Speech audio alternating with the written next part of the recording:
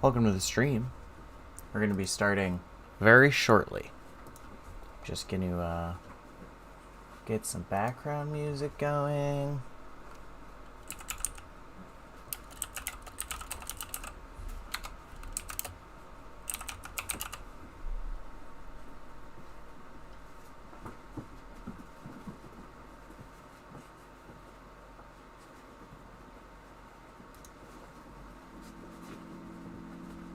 Okay. That should be fine. That should be okay. Alrighty.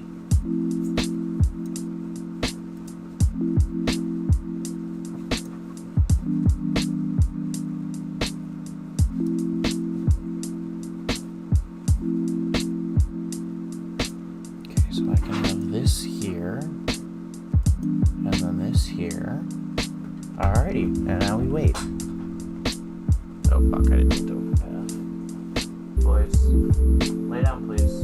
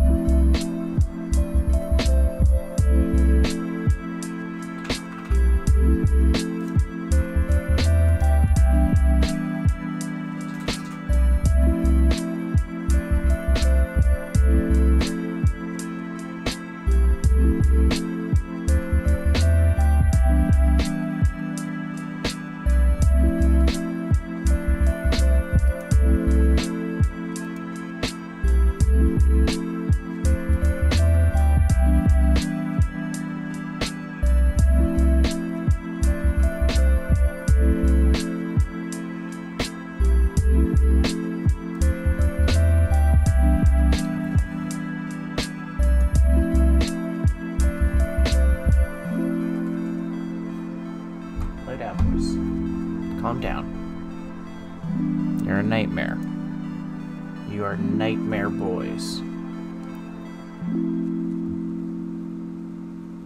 Okay. Switch this over to there.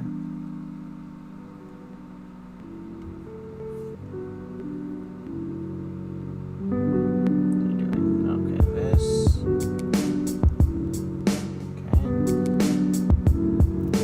Okay.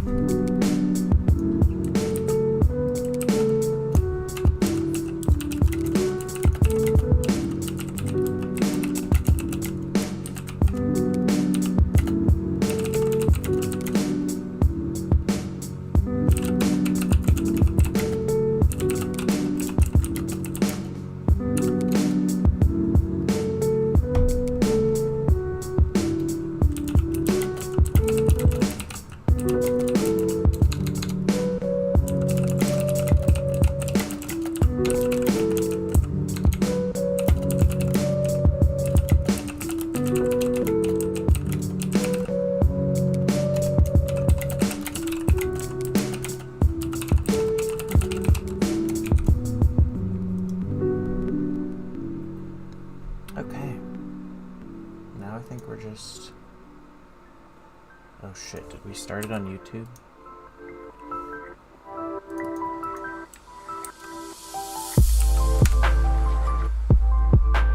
Yeah, we started it on YouTube. We're good to go.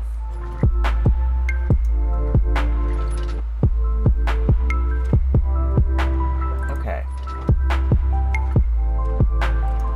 Let's give it 3 more minutes for people to get here. And then at the 10-minute mark, we're starting either way.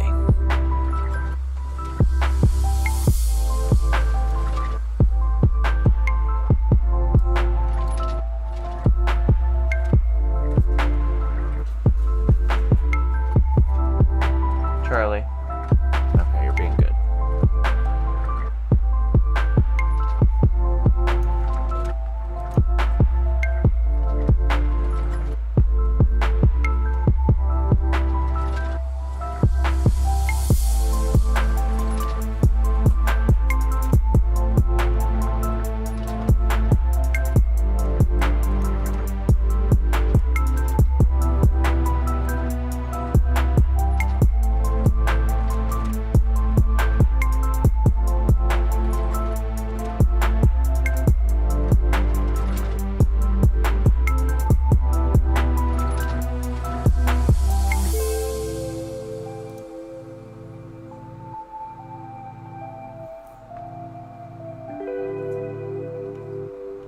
Okay.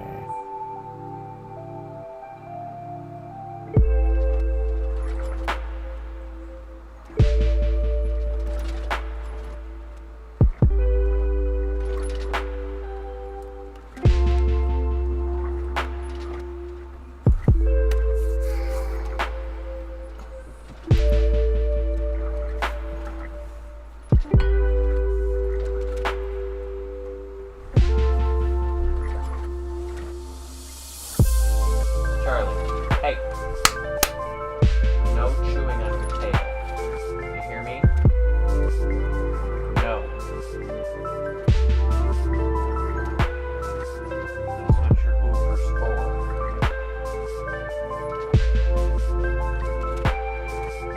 Yeah, pull it down.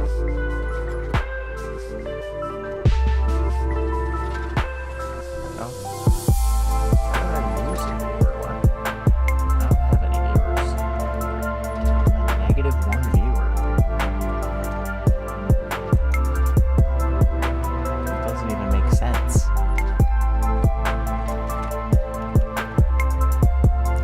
Okay.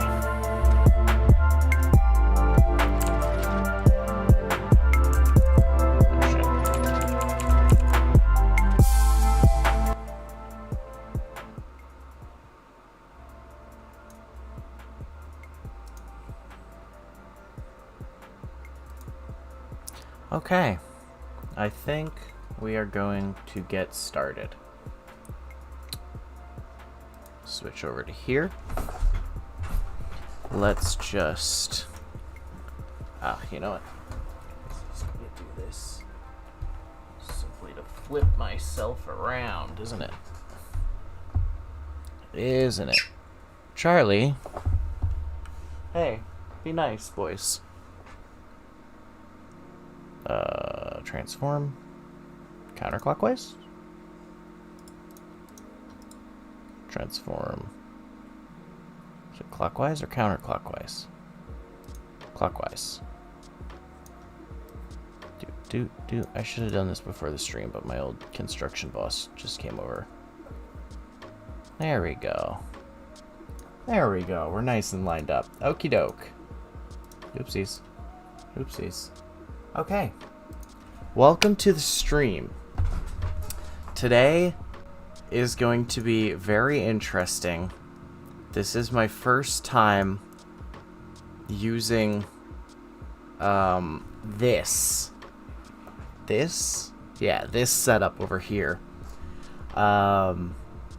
This is Google something. I don't even remember. Oopsies. No, how do I go back? How do I make this full screen is the real question. Alright, I'm boomering. Okie doke. Let us begin. Tonight's stream is not a bingo stream. tonight's stream is about the past and the history of the CIA and their endless series of assassinations and coups and human rights violations and some of the really shitty, scummy things that they've done in history. So, to make it fun and not hideously depressing, here's the rules. Rule 1. Drink every time the CIA does or authorizes someone else to do something morally reprehensible.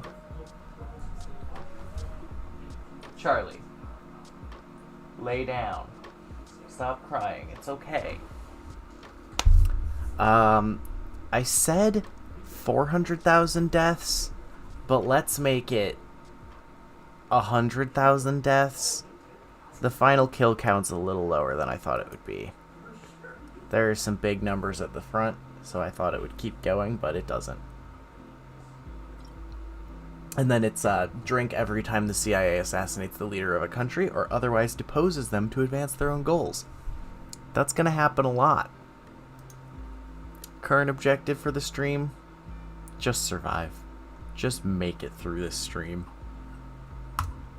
So, I did think going into this that the CIA was behind the Montauk experiment and the Philadelphia project, or rather, the other way around.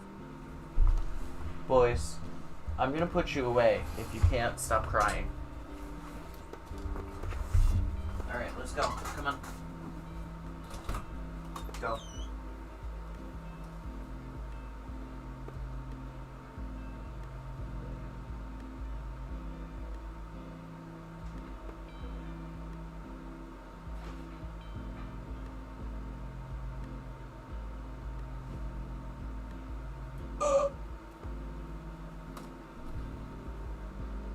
Alright, the boys are in their rooms. Because they are crying. So the Philadelphia experiment and Project Montauk were U.S. Army experiments where they tried to, like, So, like, it all starts in Nazi Germany. As all of these fucking things always do. And in Nazi Germany, the Nazis built something called the Bell. And the Bell, the Nazi Bell, was this quasi-mythical device that was capable of, like, making disappear and levitating and spinning really fast and, like, causing people to time travel unexpectedly. It was just, like, kind of a mystery wonder machine that people say exists, but we don't really have much evidence for. So, Project Paperclip took the scientists from Nazi Germany and Japan and brought them to the United States and let them do whatever the fuck they wanted. So one of the things that they did was they tried to replicate the Bell in the form of an entire battleship. I think it was actually called the USS Philadelphia. And the Philadelphia experiment has all this, like, massive, expansive lore behind it, where, like, the ship, like, traveled forward in time to the year 5000, and then it traveled back in time, and, like, it became intangible, so people were, like, sliding into the metal of the ship, and then when the ship became corporeal again, they, like, became fused into the metal of the ship and were, like, screaming and dying, and it was just very bad. And so there's, like, all this lore. There's, like, so much lore about this event. And Project Montauk is your standard, like, ooh, the government's doing something spooky kind of thing, where, like, they're, like, harvesting children for some reason, and they're out in the middle of the woods doing something for some reason, and it all has to do with the Philadelphia experiment. And that is why I wanted to do this stream, but at this point now I have done too much research on the CIA to not just do this stream on the CIA. But we'll do those later. We'll do those eventually. Hey, Murky, what's going on? So, welcome to the stream. I don't know if you missed the rules, but here are the rules for tonight. If you follow these rules, well, please drink responsibly. Our objective is to survive. Okay. So, I explained what the Philadelphia experiment was and what Project Montauk was. The rules might kill you. But it's okay. We'll get through it together because I'm following them as well. So the CIA was formed in 1947 after the president realized that the OSS was kind of garbage. The OSS was just, like, kind of garbage.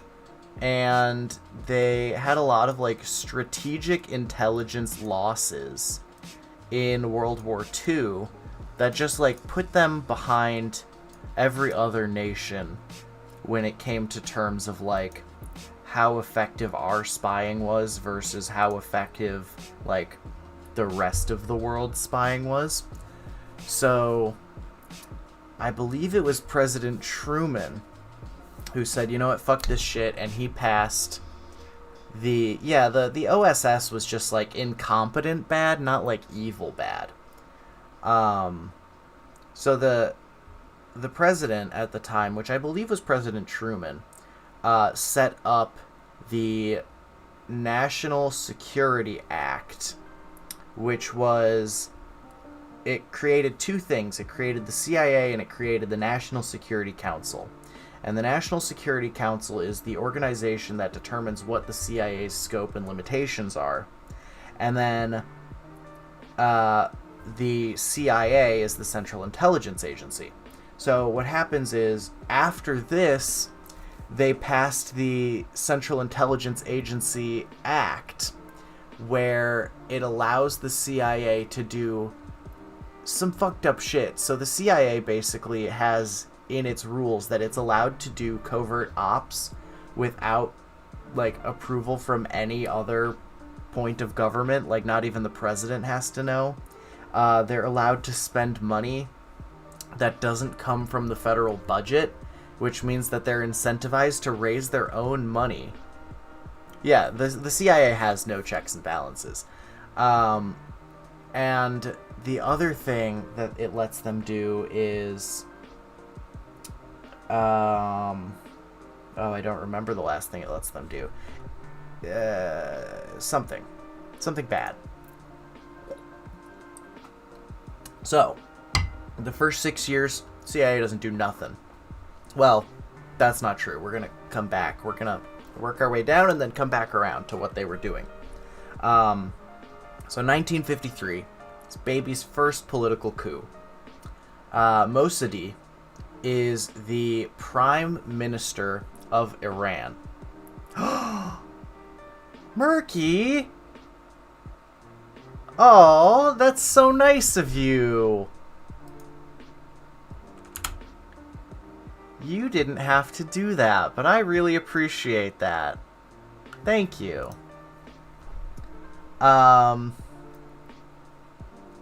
Yeah, I did. I actually just recently got affiliated, probably like last week. And I think it was, I don't remember what it was. I don't remember what stream it was. I think it was a bingo stream, though. Alright, we're gonna drink for that, because that's fucking poggers. Alright, so, Mossadi. Mossadi is the Iranian Prime Minister. Well, by the end of any of my streams, we're always hazy, so. And so, he was previously selling oil to the UK and to the US real cheap. However, he decided that he didn't really need to do that anymore. And he dissolved all of the legislators of his government and decided that he wanted to just, be a dictator. he was the only political authority in his entire country at the time. So he could pass laws on his own, he could do whatever he wanted. And he went to the UK and to the US and said, you guys need to pay a fair price for this oil because I get to decide what the price is now. And obviously, this is the United States we're talking about, and they did not take that kindly. They said, you can go fuck yourself, and they hired a whole bunch of people to start riots in the name of the previous regime, which was the Shah, which is like the Arabic word for king. So the Shah is being propped up by the CIA as like the legitimate ruler, and Mossadi was like, okay, I'm just gonna, crack down on these. So the CIA armed, paid, and trained these rebel troops and brought them into the city to protest. So Mossadi cracked down on them, and between 200 to 300 people were killed in the conflict. By the end of it, Mossadi was arrested, and he was convicted of treason by the Shah's military court, and then he was sentenced to 3 years in jail, and then he had house arrest for the rest of his life. And after the coup, the Shah... The Shah got put in power, but he was essentially a puppet for the American and UK governments. And, so basically, the people weren't very happy with the Shah, even though, like, all this support for the Shah had been manufactured by the CIA. As soon as that ended and the CIA had what they wanted, the people didn't care about the Shah anymore. So this directly led to the Iranian Revolution in 1979, which is why Iran is now like a crazy fucking theocracy, and it has a lot to do with why the Middle East is so destabilized to this day. I mean, does the U.S. government funding groups of Middle Eastern rebels and arming them and training them so that they can overthrow a government that won't give them oil sound at all familiar? Because it kind of sounds like the entirety of my adult life as an American. So here's our current death counter. It's an estimate, so it's either 200 or 300. I'd say, overthrowing Iran and getting a whole bunch of people killed, and then directly leading to a theocratic government that, throws gay people off of rooftops is probably a drink, according to the rules that I set out. So, and then he lived the rest of his life on house arrest, which is great. Like, just imagine being house arrested for the rest of your fucking life. So then, 1 year later, everybody talks about the time that the U.S. government, destroyed Guatemala because the Chiquita Banana Fruit Company decided that they wanted cheaper labor for their banana harvesting, and so they, had a bunch of people killed and started a civil war over fruit prices. But what actually happened is basically exactly that, but with a little bit more detail. Because the Guatemalan government was deciding, hey, we need to make sure that the people who are producing most of our GDP are making enough money to survive. And the fruit company was essentially taking advantage of the fact that there were no land laws and no labor laws, and using the country for borderline slave labor prices. So what happened was the CIA, so the fruit company says to the US government, hey, these guys just did a big land reform. I don't know, man. It sounds like communism to me. Land reform, that's communism. Making sure people get paid? Communism! And of course, this is during the Cold War. So, it's just like the US government is like, yep, nope, sounds like communism to me. So the CIA decides that it's going to arm and train some random rebels and make a coup happen. So the CIA basically sends in a group of armed and trained rebels, and the result is 200,000 deaths because of the civil war that they sparked, and a literal genocide of the Maya people that still lived in Guatemala. So that's 32,632 people that were just like literally genocided by the CIA, and that's included in the 200,000 death count. So like that's a big drink.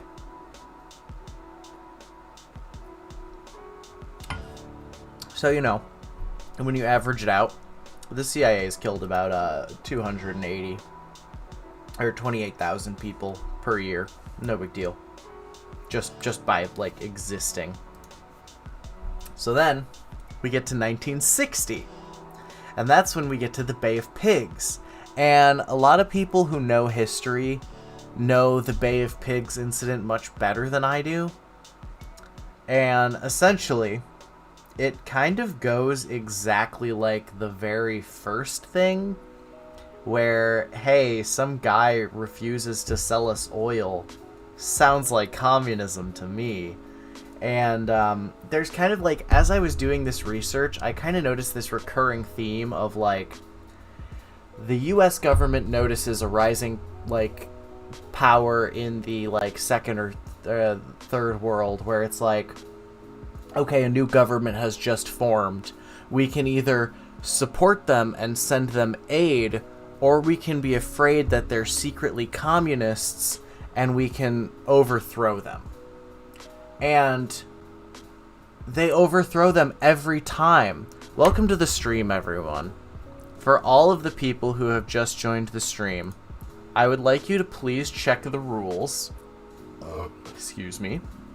The rules of this are every time the CIA does or authorizes someone else to do something morally reprehensible, you have to drink. And drink every time the CIA is cumulatively responsible for 100,000 deaths.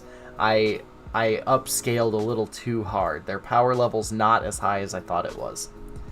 And of course, drink every time they assassinate someone. So, what happens is, the people that they're targeting to overthrow are not communists yet. Like, at this point, in like 1959, Fidel Castro is not a communist. He has just said, hey, I'm taking over Cuba. He's not a communist yet. When he was buying Soviet oil, Soviet crude oil, he was asking American refineries to refine that crude oil for him. And they said, oh, we can't refine communist oil. You have to buy American oil. So he was like, well, fuck that. I guess you guys are being dicks, so I'm going to go hang out with the Soviets. And the Soviets, what do you know, started backing him, giving him aid, giving him supplies, making sure he had everything he needed. It was literally like, if you just help these people and support them, they won't be communists. But they don't ever do it. They never do it. And there's no, like, explanation why. So Fidel Castro declares that he's siding with the Soviet Union in this Cold War and becoming a communist. So the CIA gets its hands on 1,400 exiled Cubans, and what do you know? They create another random group of rebels armed and trained by the CIA to start a coup. How do you think that turned out for them? Literally, this is the only fucking thing that they do all the time, forever.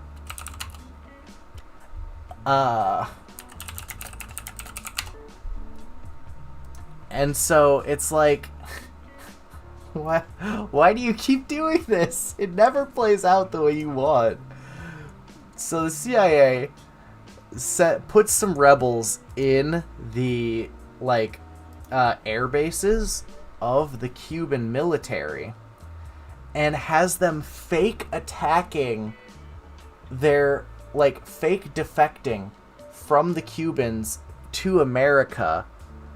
And it's just like, guys, that's not a good idea.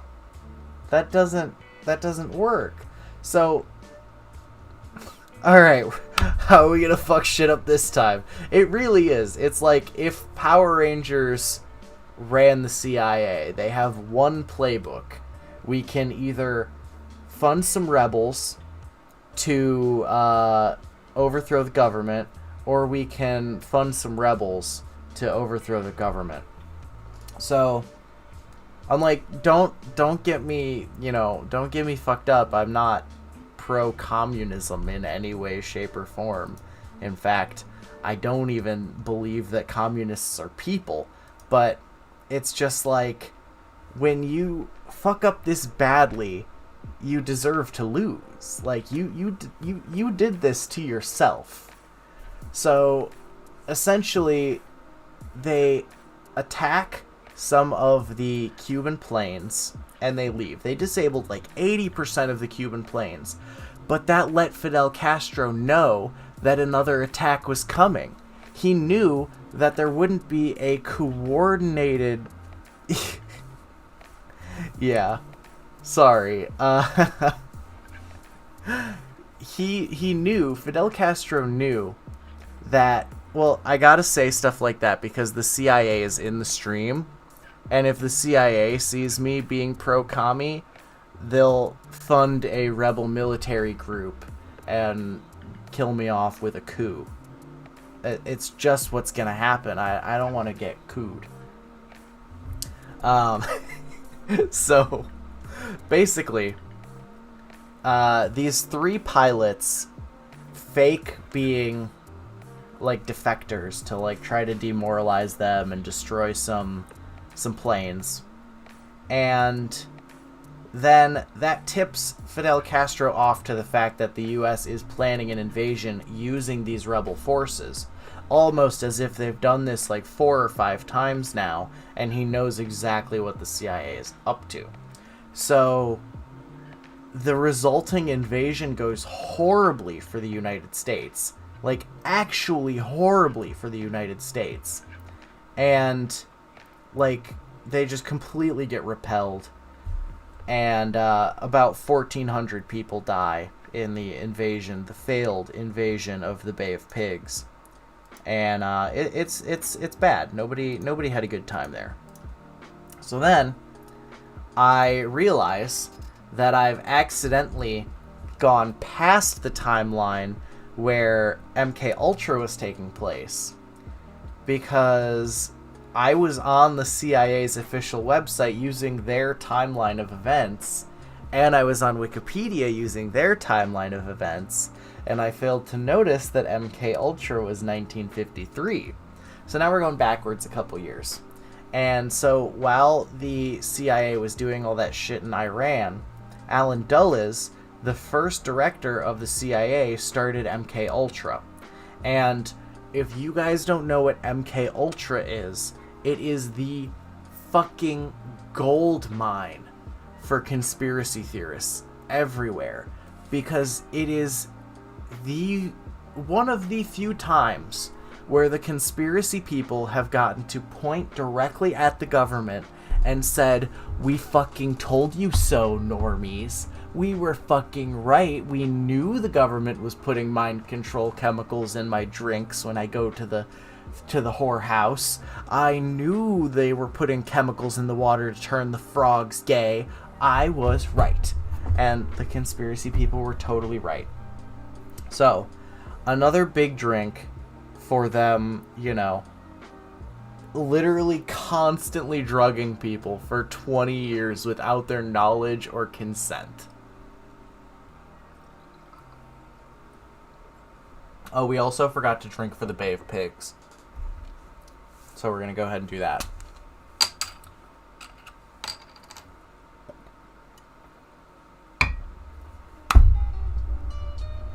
Okay. So.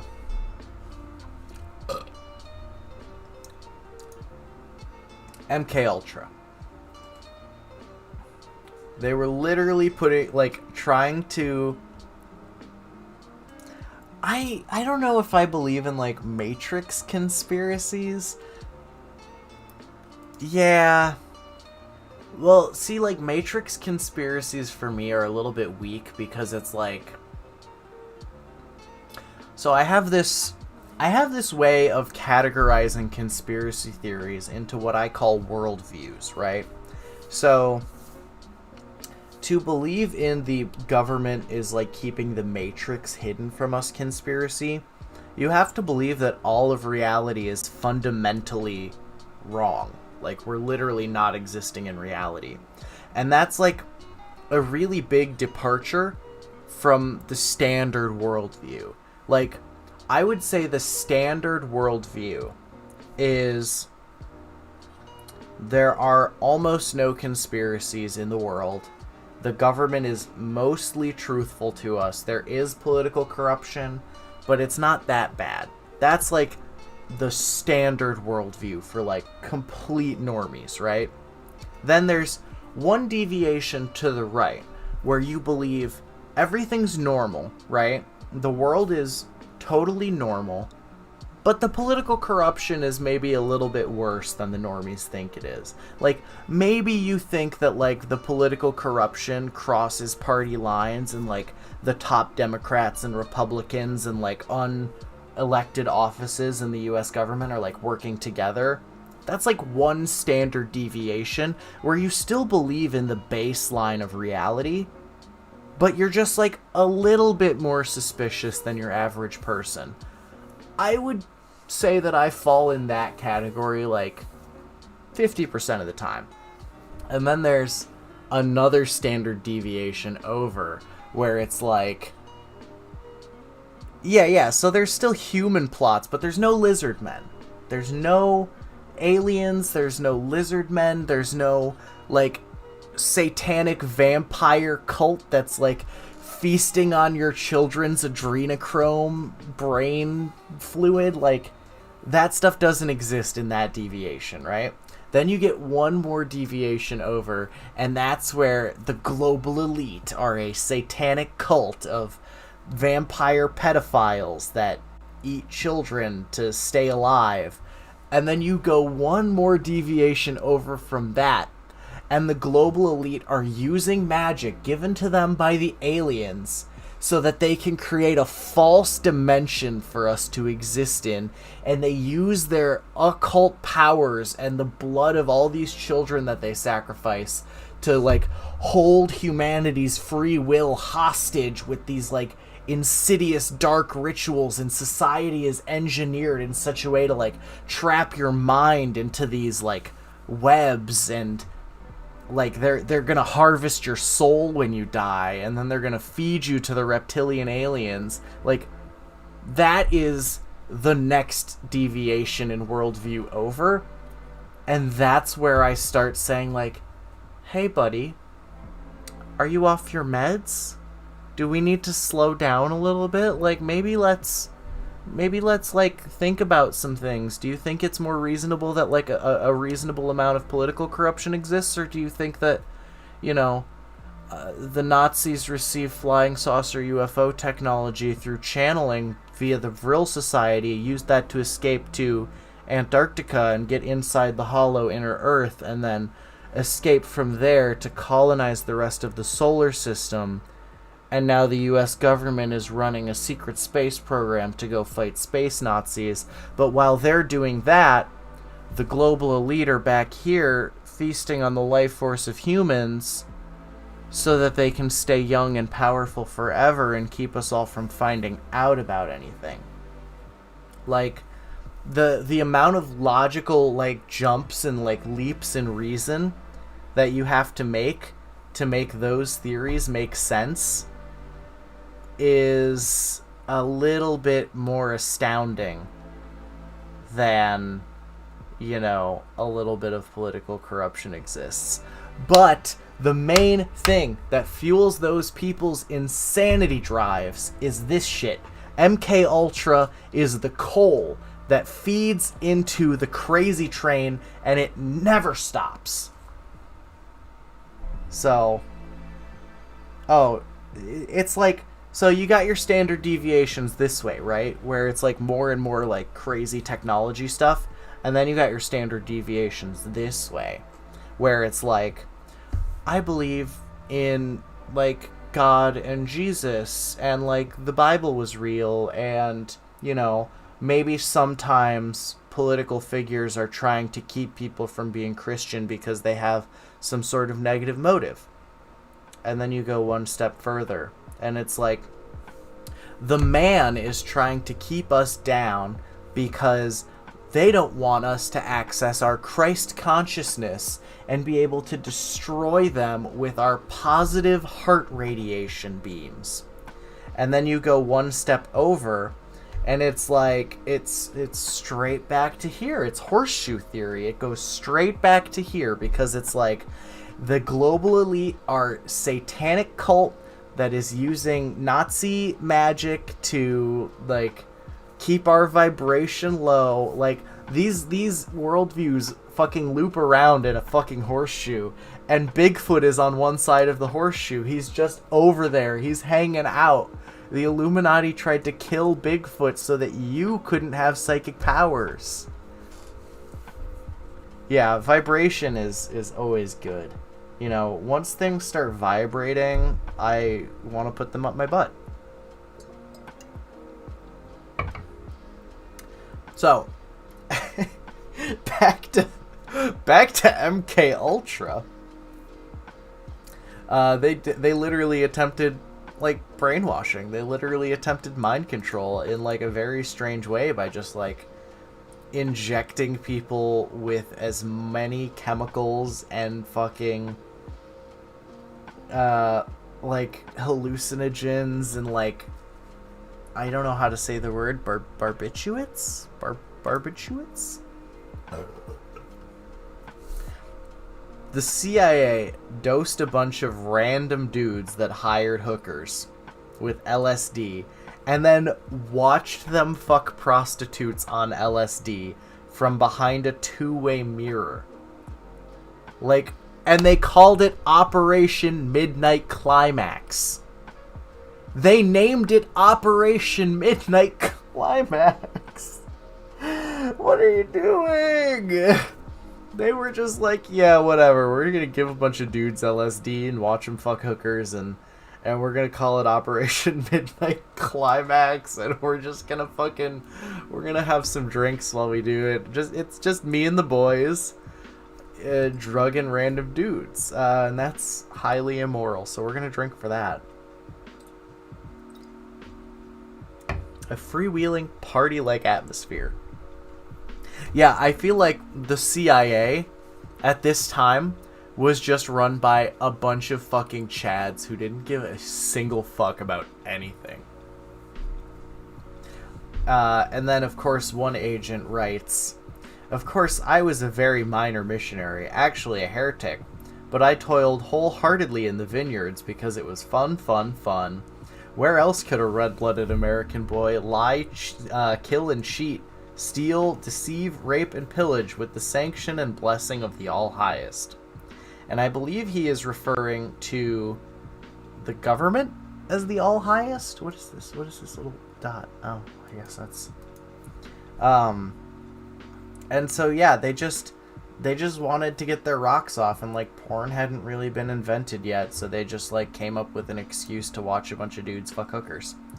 Also, they willingly gave LSD to people who volunteered, including the Grateful Dead lyricist Ted Kaczynski.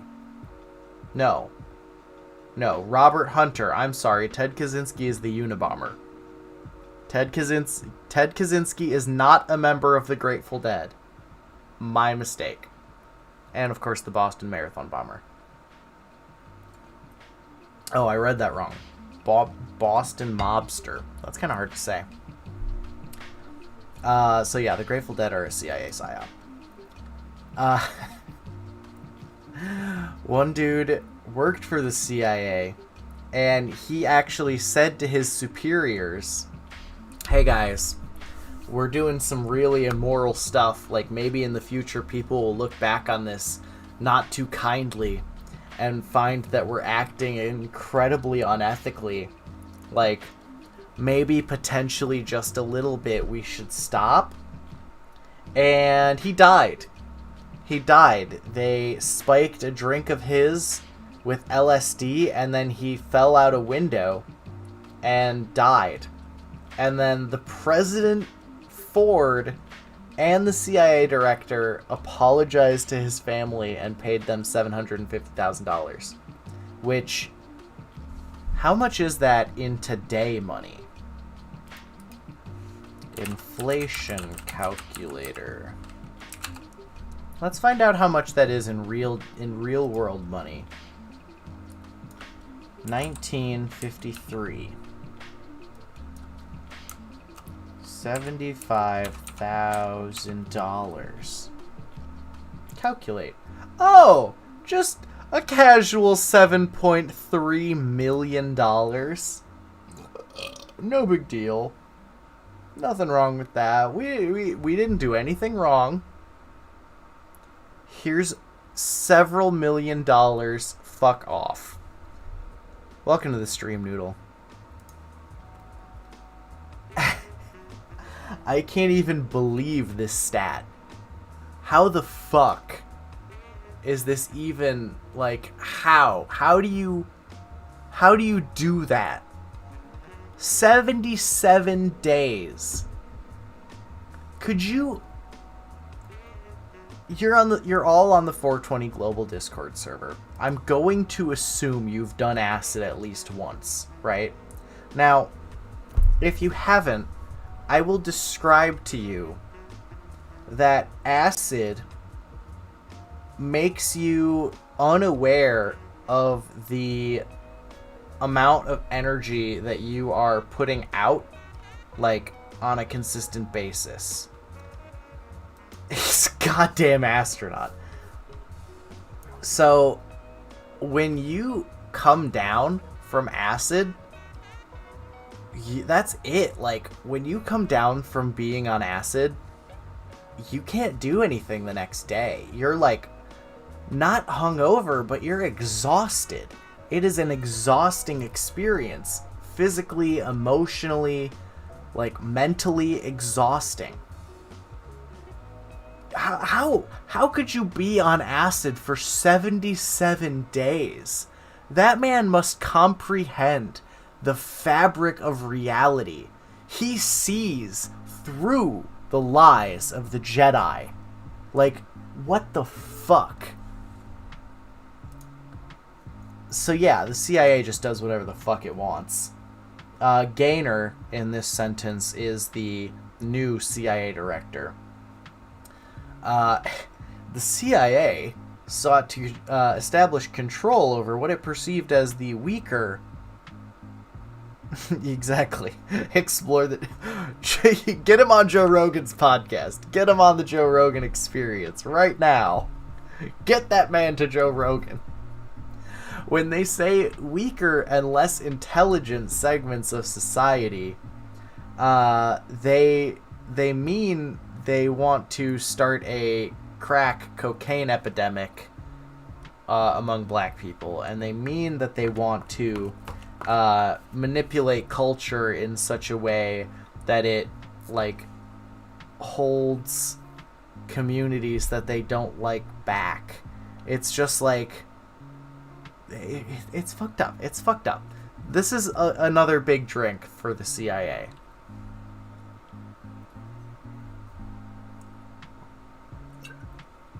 The other thing that they're doing is They want to find a drug that makes people more susceptible.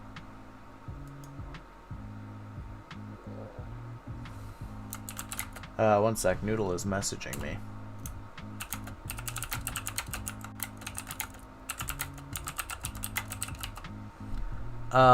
He just got affiliate, it seems like. Not affiliate, but like he's met all the requirements, and now he just has to wait for his like account to hit like a reasonable age. I don't know. So the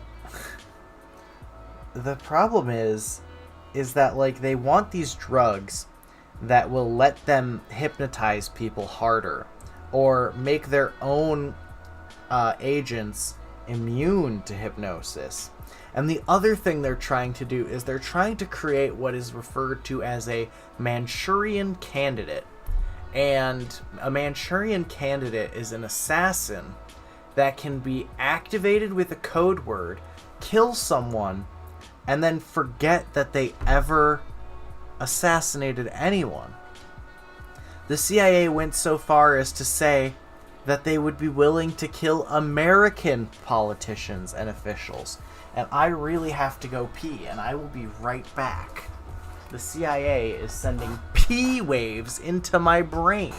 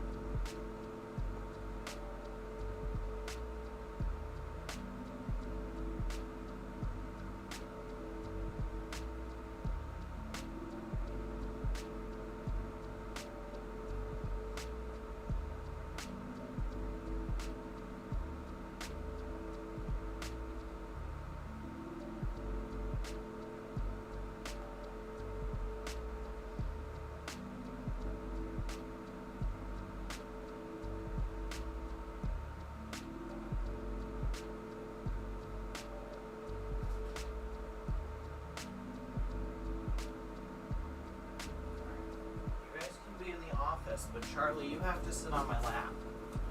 Do you understand me? Come here, Charlie. Not you, Jack. You're a good boy. Come here, Charlie. Charlie, come here. No, Jack. You're a good boy. Okay. This one is a troublemaker. So he has to sit in my lap. You see that ring around his neck?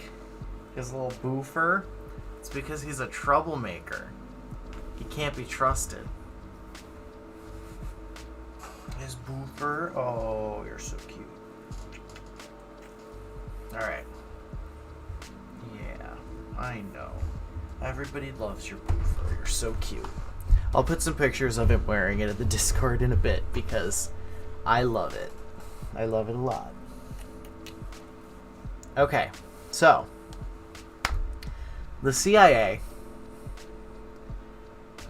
declared that, yeah, you know, whatever, we'll assassinate a U.S. politician. We don't give a fuck. And so this is where they pretty much, like, admit that they did the Project Paperclip thing that I mentioned earlier, where they kept Nazi scientists and used them to do unethical medical experiments. Like, it's an open secret. It's not even a secret that Project Paperclip took Nazi scientists and used them in the space race to create rocket ships so that they could beat the Russians to space, right? Everybody knows that. However, what not everybody knows is that they kept the Nazi scientists that were doing the fucked up, horrible medical experiments on Nazi POWs, and they took them and they said, hey, we're doing this fucked up thing where we just give people whatever drugs we feel like. Y'all want to hang out and, like, do that? So, yes, they absolutely just incorporated actual Nazis on the project. So I guess that's gonna get a nice unethical drink. Cool. Great work, guys. So yeah, they were dosing people with mescaline, which let's just Google mescaline effects.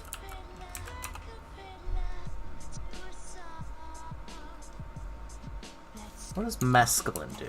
Let's find out, shall we?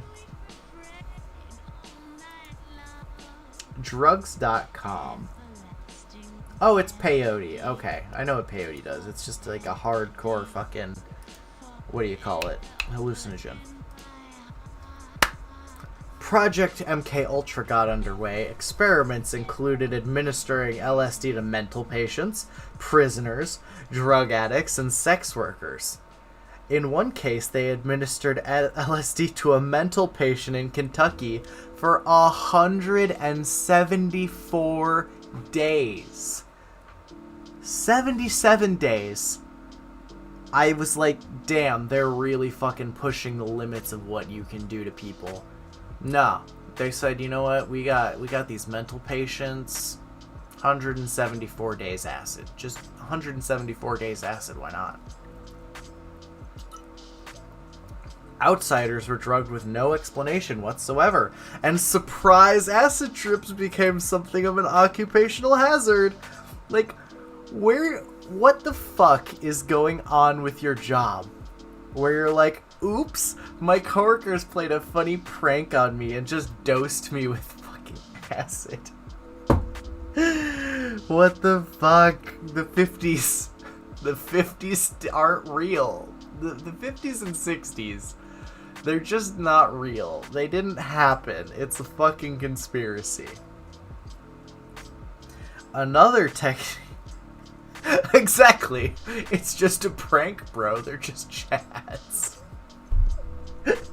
Imagine, like, you know, those office worker pranks where, like, you come to work and your cubicle is, like, covered in fucking sticky notes or tinfoil or something.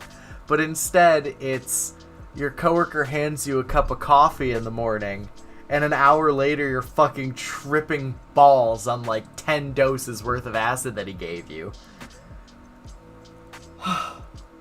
Just because MK Ultra, they just have all this acid lying around. I kind of love it because it's like, on one hand, as someone who has done a lot of acid, I understand wanting to just dose people on acid all the time. But on the other hand, as someone who has, like, ethics and morals as part of me, I don't think you should just give people acid all the time. Oh my god, they just do it. They just fucking do it. Okay, and the next thing is actually, like, fucking horrifying. Another technique investigated was the intravenous administration of a barbiturate into one arm and an amphetamine into the other. As soon as they began to fall asleep, the amphetamines were released. No! You can't do that to people! What the fuck, guys? I have only just started the stream and I'm already through 2 beers.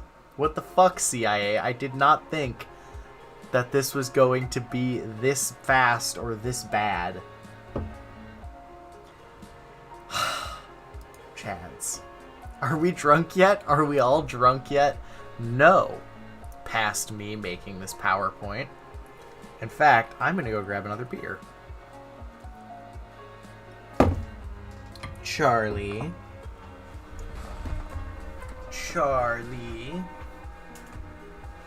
What if I dosed you with barbiturates and then I gave you amphetamines too? What would happen then? His tail is in a splint because he broke the tip of his tail. And we don't want to let the vets dock him.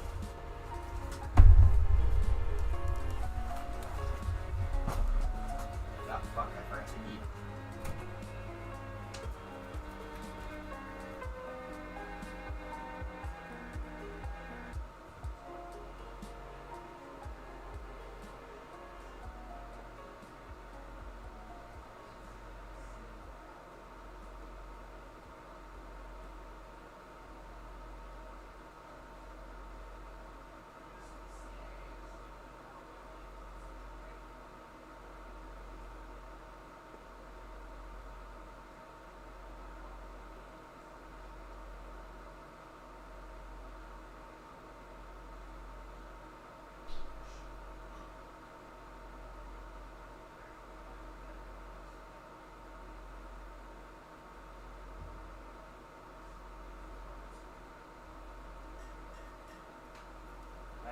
Please.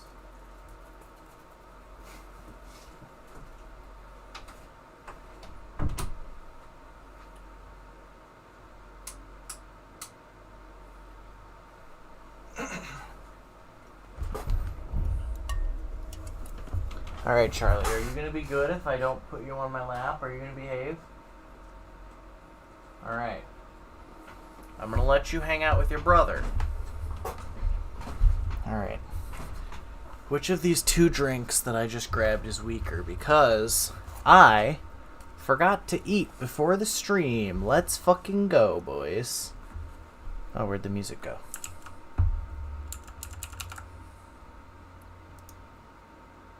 Okay. We got 4.5 versus 5. 4.5 it is. We are going to backload the booze because I'm very excited, actually, for the end of this stream, because I have a couple conspiracy content creators that I absolutely adore. And one of them is Jerry Croft, and I believe he just came up in my notifications. Jerry Croft. Oh, Jerry. Jerry. Oh, Jerry, I love you. We get to watch a Jerry video today. And I say we get to because it's a fucking privilege. Jerry is the most based boomer on this planet. Okay. In areas under American control in the early 50s in Europe and East Asia, mostly Japan, Germany, and the Philippines, the CIA created secret detention centers so the U.S. could avoid criminal prosecution. The CIA captured people suspected of being enemy agents and other people it deemed expendable to take under various types of torture and human experimentation on them. The prisoners were interrogated while being administered psychoactive drugs, electroshocked, and subjected to extremes of temperature, sensory isolation, and the like, to determine a better understanding of how to destroy and develop human minds. They're just fucked up. They're just fucked up. That's all they are. Okay. I pulled up Jerry right in time. I can't believe my PowerPoint only lasted an hour. I worked so hard on this PowerPoint. The CIA totally killed Kennedy. I'm sorry, CIA. I know you're in chat. I know you're watching the stream. I know you're recording, and I know you've got a file on me with everything I've ever Google searched to use as, you know, blackmail. But it was totally you. And I'm gonna prove it, not by telling you myself, but oh my god, Jerry. We love Jerry. We're gonna subscribe to Jerry because we love him. Okay.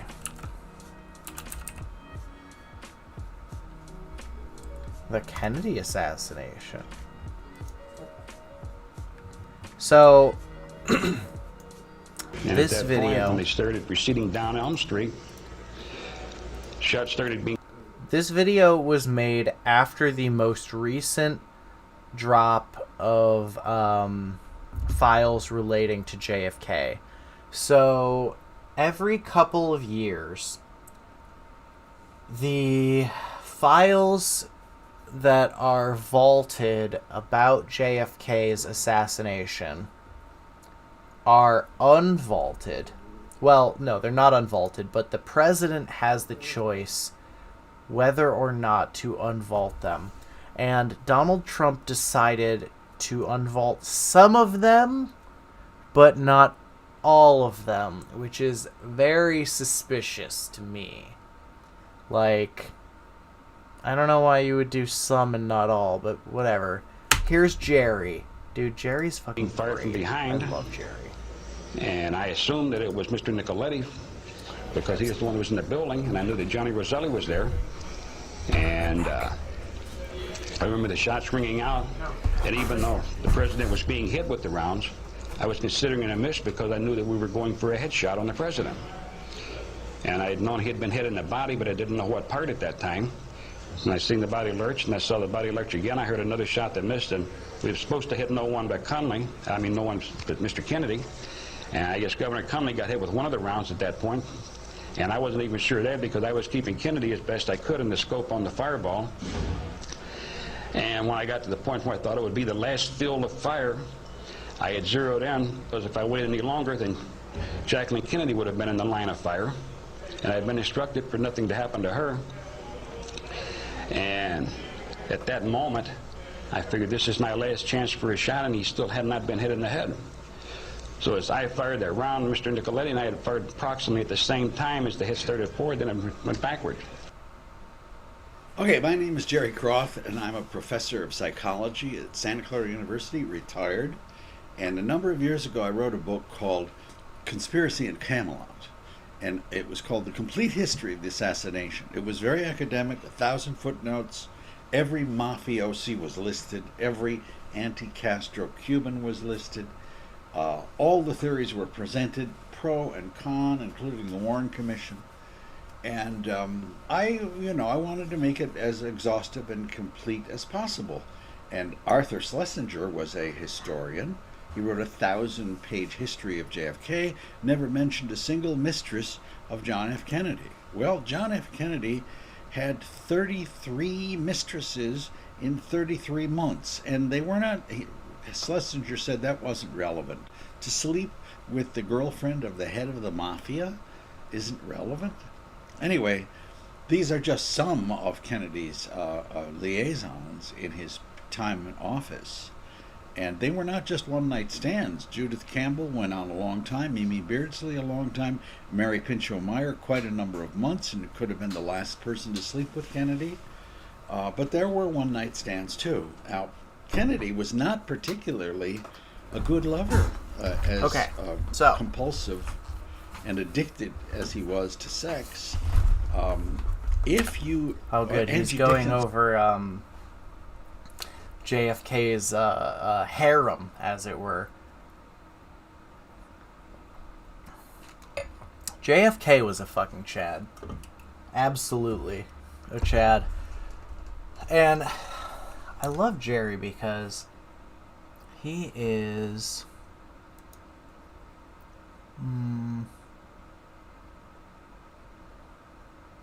I wonder if he has it listed on his channel what he is. No. 1.5 million views. Oh, wow. I didn't know you could see other people's subscriptions. Oh, he's a Democrat.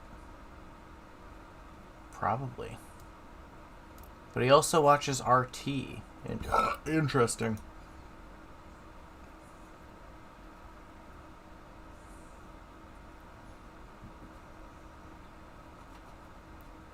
Oh, was it taken down off YouTube for a minute?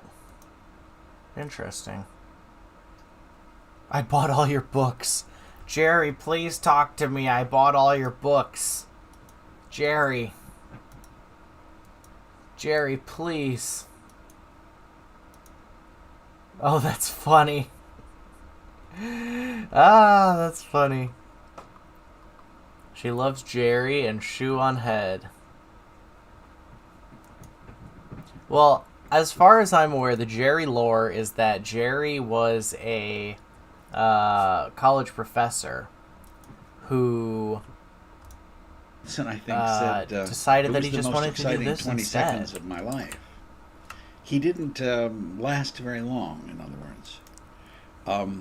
If you look at a sample of men who cheat on their wives, 1% of that demographic have had more than 5 extramarital connections in a year.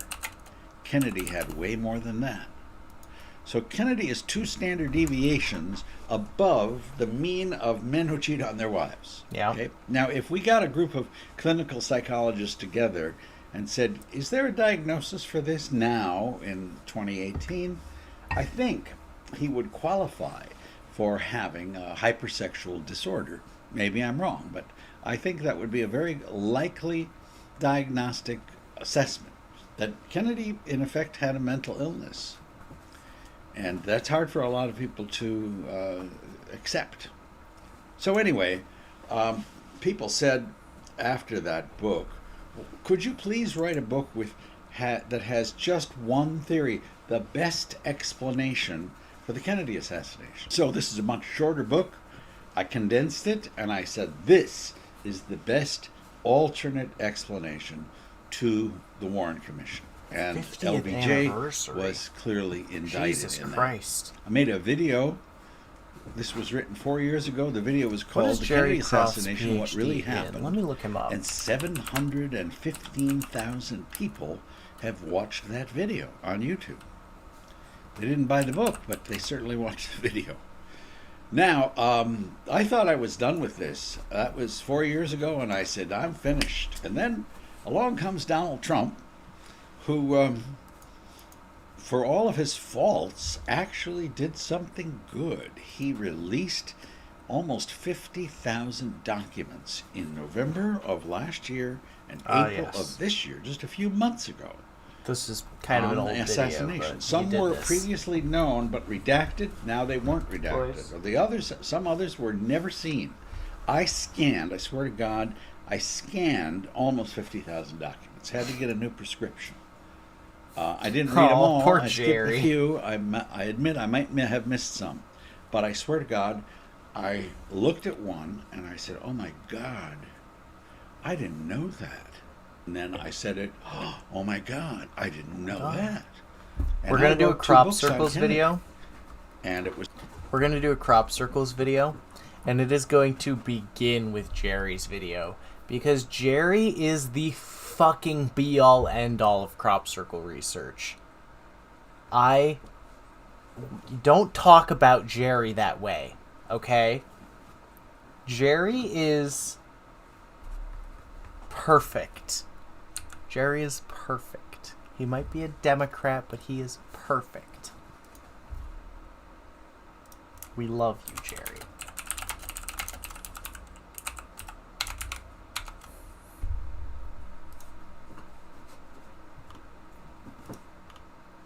Look at like that one ratio. wow after He another. can't be stopped. So 22,000 I views. apologize, but I wrote a Jerry. third book. He deserves every It's single just one of out them. 2 weeks ago.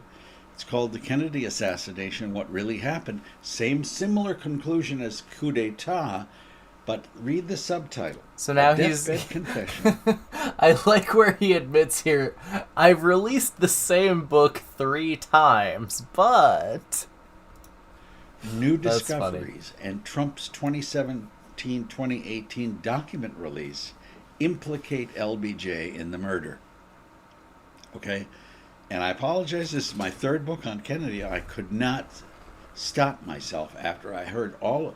There are at least 80 huge revelations in this book that just came out. huge The media revelations. mentioned about 6, okay? The media 80. missed virtually everything.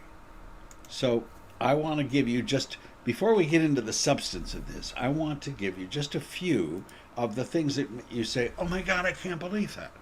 Jack Ruby.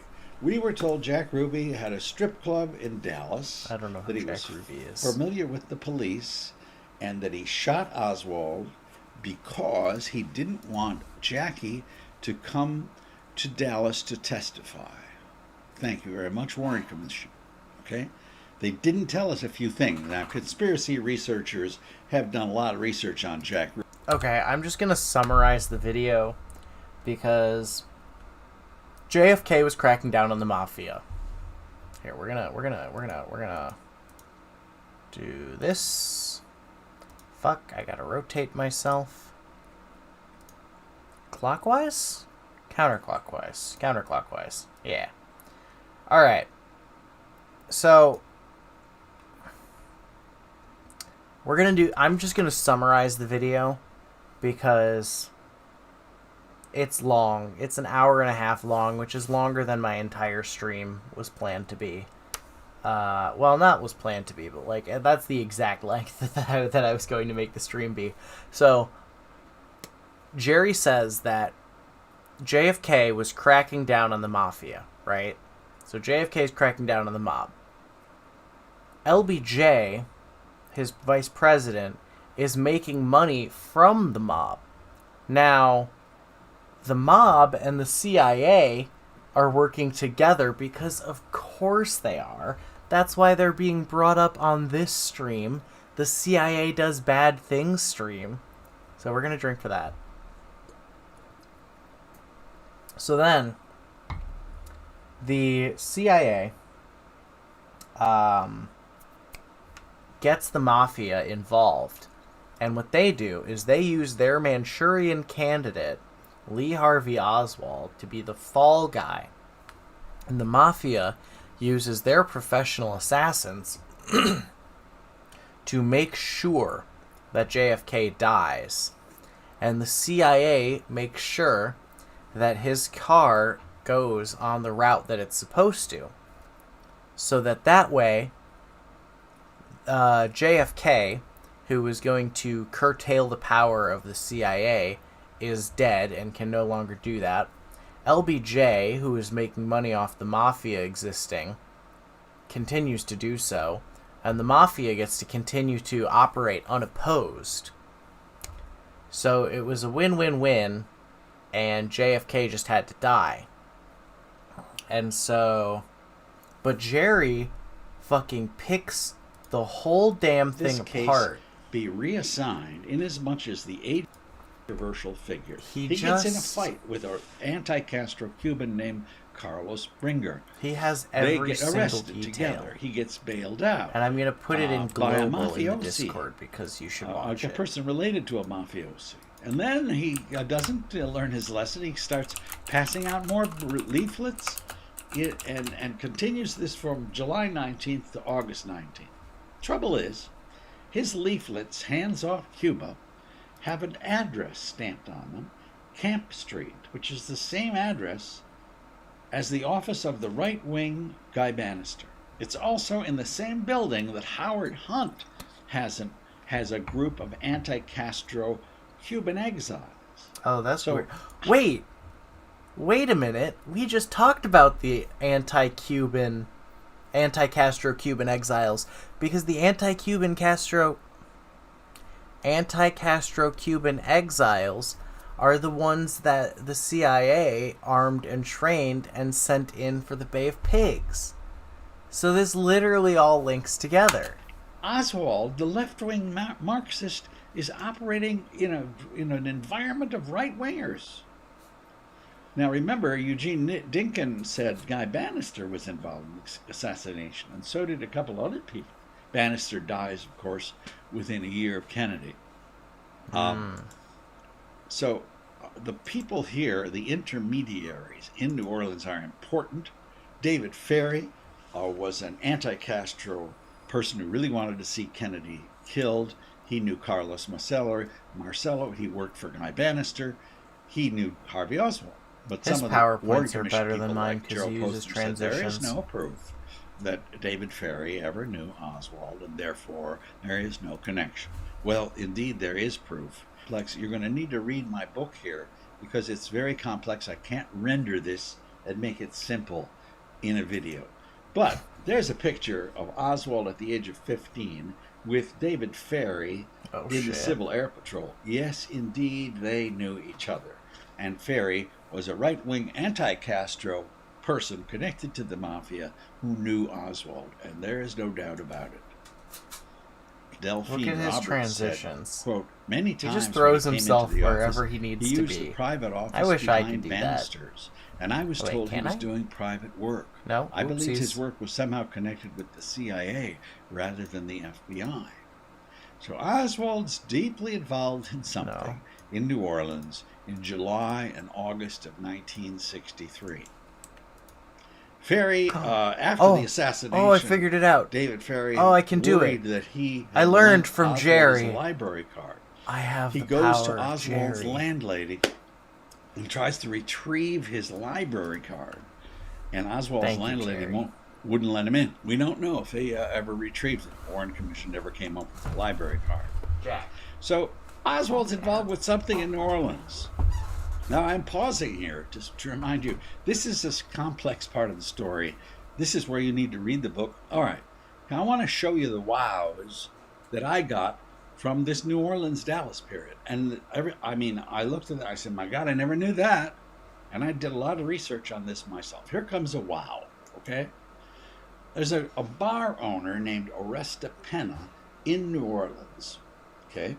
After the assassination, he testifies in front of the House Select Assassinations Committee in the 1970s. And he says that he saw Oswald meeting with an FBI agent named Warren DeBreeze. That's a very old, recent picture of DeBreeze. You got to imagine him 50 years younger because he didn't look like that in 1963. I couldn't find a younger picture of him. Oh, yeah. So he said, Oswald was meeting with this DeBreeze a lot. They knew each other well. And DeBreeze threatened me, he said, I didn't want me to testify. And when Oswald moved from New Orleans to Dallas, DeBreeze followed him to Dallas. So believe me, that he was either an FBI informant, he was doing something with the FBI. Now, he talked like a barroom owner, Oresta Pena. Now, the HSCA, the committee that investigated, also took testimony from the FBI and DeBreeze. No, I never knew Oswald, never had any connection with Oswald, never threatened Mr. Pena, and I never went Come on, Jerry, to get your Dallas shit until together. after the assassination. I was asked to go to Dallas after Kennedy was shot because they needed extra FBI people in Dallas. That's what they said. The committee believed him, did not believe Pena. End of story. Bye-bye. But then Trump releases a document that is going to knock your socks off. I'm not wearing any This is a document socks. released in November. It is requested that this case be reassigned inasmuch as the agent to whom this case is assigned at present will be absent from the New Orleans office on special assignment at Dallas for an indefinite period. Well, Warren DeBreeze is going to Dallas, okay? But look at the date of this memo.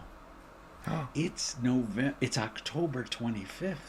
It's a month before Kennedy is shot. He is going to Dallas right after Oswald goes to Dallas, and he's not going to Dallas after the assassination. I feel like Jerry is overreacting a little bit. I mean, he's probably right. My socks would probably have been knocked off. But it's like... Okay, let's see. And 0.3 of a second, a blow up of frame 313 of the good. Here we go. shows that he's using a frangible mercury round that explodes on impact. Does hits it? Kennedy in the right temple, and the motorcycle patrolman behind Kennedy said, I was covered by a bucket of blood. Behind, hit in the front, everything goes behind. All right, 10 feet behind. Now, that's not what the media said, okay? So, Dan Rather's a young correspondent. He's making a name for himself, covering it. 4 people were allowed to watch the Zapruder film, and then it was closed down for 12 years. So Dan Rather is telling the American people about there's a Zapruder film, and he says the president was shot from behind and Yeah. fell violently forward. I don't know, man. Notice how Dan moves his head forward to Frozen show meat the sauce. That's shot how they- came that's why they from never found the behind bullet. by Lee up there behind the president. It was just made of frozen Okay. meat sauce. Not true, Dan. The president is hit in frame 313, and From the front. 0.3 of a second later, his head flies 10 inches backward, Yeah. and he's falling backward, not forward, Dan. Yeah. Now, Dan, Tell in him. his memoir, You 14 tell him, years Jerry. later, said, I was wrong. Thank you. But by that time, everybody, all the busy bees got together and said, you see, the Warren Commission is telling us all the truth. But a lot of people who were not necessarily featured in the Warren Commission report said shit. the shots It was came the grassy from the knoll. grassy knoll. Okay? The majority said the shots came from the grass. Headshot seemed to come from the right front. Jerry didn't edit that properly. He didn't finish his sentence before he changed the fucking slide.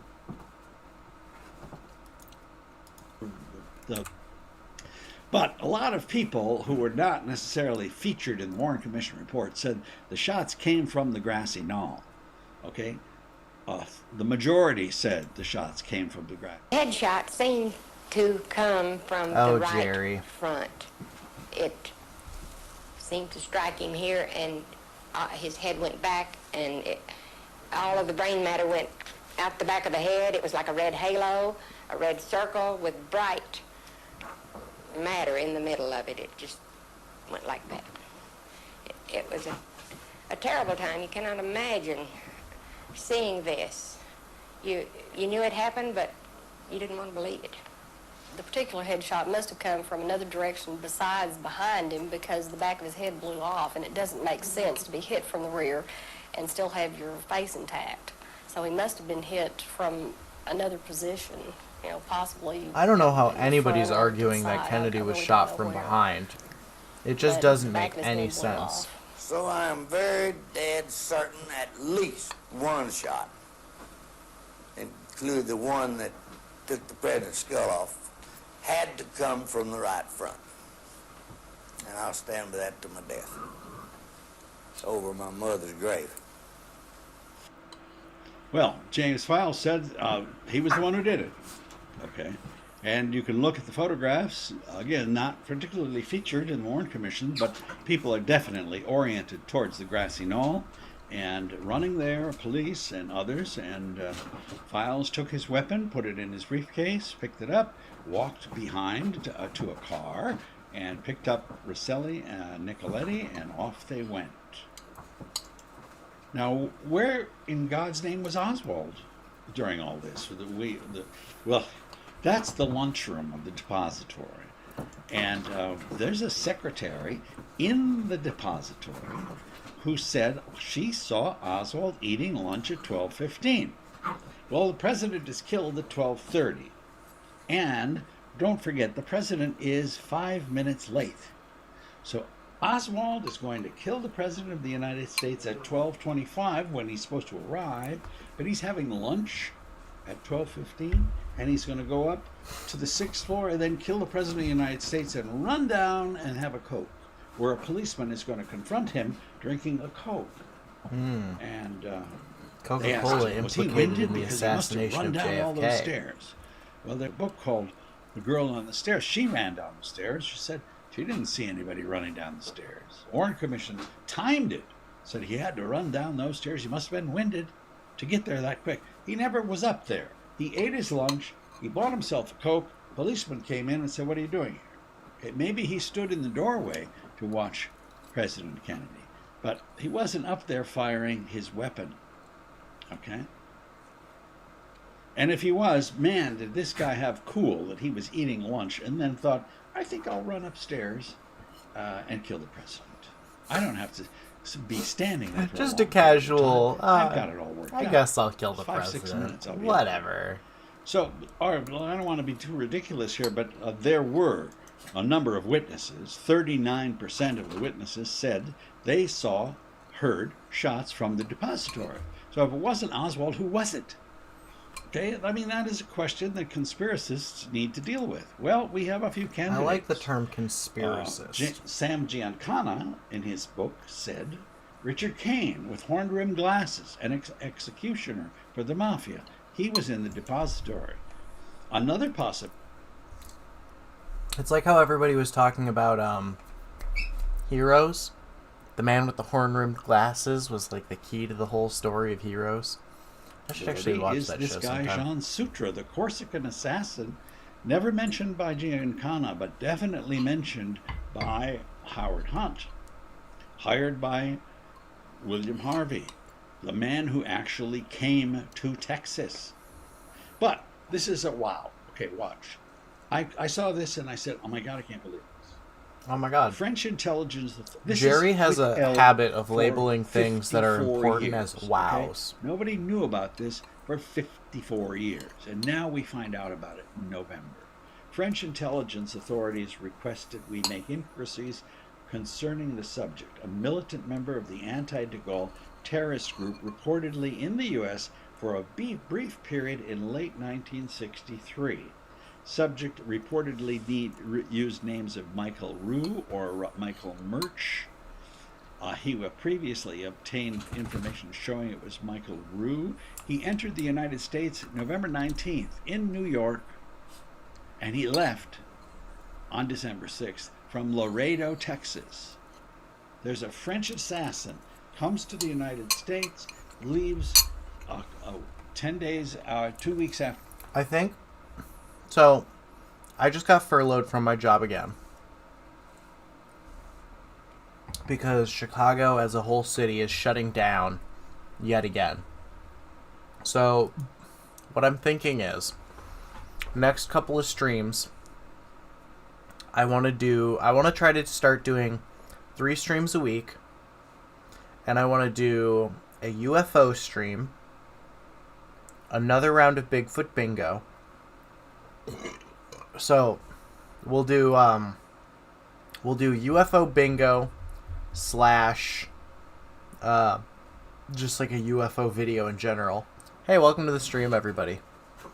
And then we will do I want to do a video clowning on Mr. Girl. I don't know if you guys know who Mr. Girl is, but he's that guy who reviewed Cuties and said it was really sexy. So, he deserves, prison, or possibly a firing squad, I don't know. And then, I also want to do a part 2 to the CIA stuff, because we only got to 1960 something. But, Jerry... after Kennedy's shot, out of Texas. Okay? Thanks for telling us that. 54 years late. Okay? There was a French assassin in Texas at the time. Nice to know. A third possibility is the CIA's favorite, the best assassin in the CIA, David Morales, who had dark skin, who worked out of Angleton's office.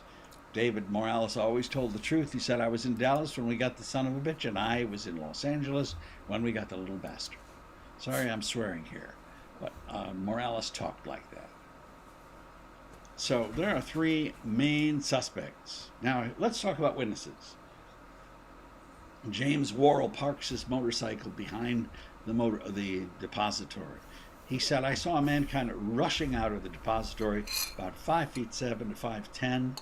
I had dark hair and a dark sports coat. Oswald didn't have a sports coat. So Worrell saw someone leaving the depository hurriedly. Richard Randolph Carr saw him. So I like how we arrested the guy who was casually having lunch, but not the guy who was rushing out of the building the president was allegedly shot from. That makes sense. Man on the top floor of the depository with horn-rimmed glasses. Well, who could that be? Charlie. Later, he saw the same man in a hurry looking over his shoulder, leaving the depository. That's another interesting witness, is it not? And this witness I liked a lot here. He and his wife were standing there 10 minutes before Kennedy came. They looked up and they saw a dark-complected man with a rifle in the depository window. And he thought that was a secret. She pointed out to his wife, see, that's the Secret Service. No, that's President Kennedy's assassin. Okay? 3 witnesses. Interesting. So here are the most likely assassins who killed John F. Kennedy. Charles Nicoletti in the Daltex building, Richard Kane in the depository, James Files in the grassy knoll, David Morales, we don't know, probably depository. Johnny Rosselli didn't shoot. He was just there to see everything was working fine. Now there was an acoustic analysis of dictabelt with you've heard this story, a motorcycle patrolman's radio was on. They studied it. They sent it out for 2 scientific investigations. The government said no, but it's likely there were 5 shots altogether. Wow. Not 3. So, with the Warren Commission having destroyed documents, altered documents, whitewashed this and that, we really can't trust evidence that has been supplied by the Warren Commission. If we grant that point, then we have to ask who actually did shoot Officer Tippett as Oswald was going towards the Texas Theater. So there are a number of theories. James Files, I asked him that, and he said, I refused to say it. He knew who the shooter was, but he refused to say. He did not rat on his friends or associates while they were alive. That's probably why he stayed alive. But he said that this man had passed away, and one lady was not interviewed by the Warren Commission. She heard the shots. This lady's testimony is Officer Tippett. interesting. She came outside. She saw what she saw. She was scared off from testifying, and this is what this lady saw and said. Did you hear the shots? Yes, I heard the shots. And what did you do? I ran out into the street and looked down the street, and I ran back down the street where he was lying, and I looked at him. Now, when you heard the shots and you went out of the house, did you see a man with a gun? Yes, I did. What was he doing? Oh, he was reloading it. When I said he was reloading his gun. And how would you describe that man? Well, he's kind of chunky. Chunky? He's kind of heavy. He wasn't a very big man. He's a chunky Was he boy. tall or Yeah, short? he's kind of short guy. Short and heavy. Yes. Well, they wasn't together. They went this way from each other. The one done the shooting went this way. The other one went straight down past street that way. What was the man who did not do the shooting, but the man who went in the other direction from the man with the gun? What was he wearing? do you remember? Oops, sorry, I didn't mean Well, to knock you, first I chap. can remember he had on looked like light khakis and a white shirt. And was he tall or short? He was tall. And was he heavy or No, thin? He was thin. But the one who did the one who had the gun, seconds after Tippett was shot, he was short. He Yes, was he heavy. was short and kind of heavy. Now, did you testify before the Warren Commission man. about this? I haven't said anything to anyone. Did anyone come to see you after the murder of Officer Tippett? Yes, he was a man came, I don't know what he was. He came to my house and talked to me. But I don't know what he looked like a policeman to me. He did. Did he have a gun? Yes, he wore a gun. Mrs. Clemens, how long after He's Tippett was watching. shot did this man with a gun come to visit you? About 2 days. It was about 2 days. He's Said that I learning a might get hurt. conspiracy. Someone might hurt me if I would talk About what you saw? what I saw. Yeah. He just told me You to like the be the best conspiracy, if I didn't boy? say No, please anything don't lick because my face. I might get hurt. Please don't lick my face. So there are a few candidates Yeah, here. you love Jerry. There's, of course, Gary Marlowe, the tall, thin one associated with the Files story. I discovered Milwaukee Phil, who is another person, kind of resembled a short, stocky man. He was a executioner for Giancana and killed almost 14 people for the syndicate, murdered 14 people for the Charlie. syndicate. His job was to keep an eye on Oswald.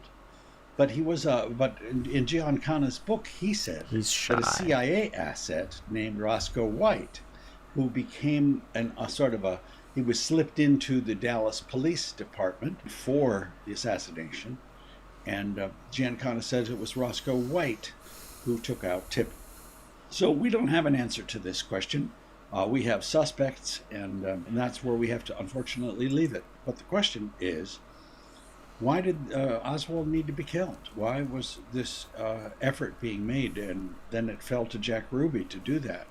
Well, let's take a look at the reasons. First, Oswald actually liked President Kennedy.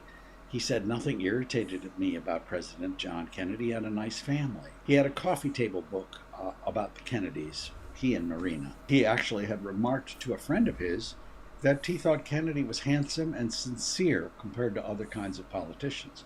No motive, no real motive. That's not going to look good in a trial. Secondly, he said he'd never been to Mexico except to Tijuana. Now, wait a minute, we can't have him testifying in court that he wasn't in Mexico City banging on the desks of the Cuban consulate and the Soviet embassy. That would not look good in court. Oswald was, after all, meeting with an FBI agent to Breeze and had meetings with David Phillips. And having Oh no, that,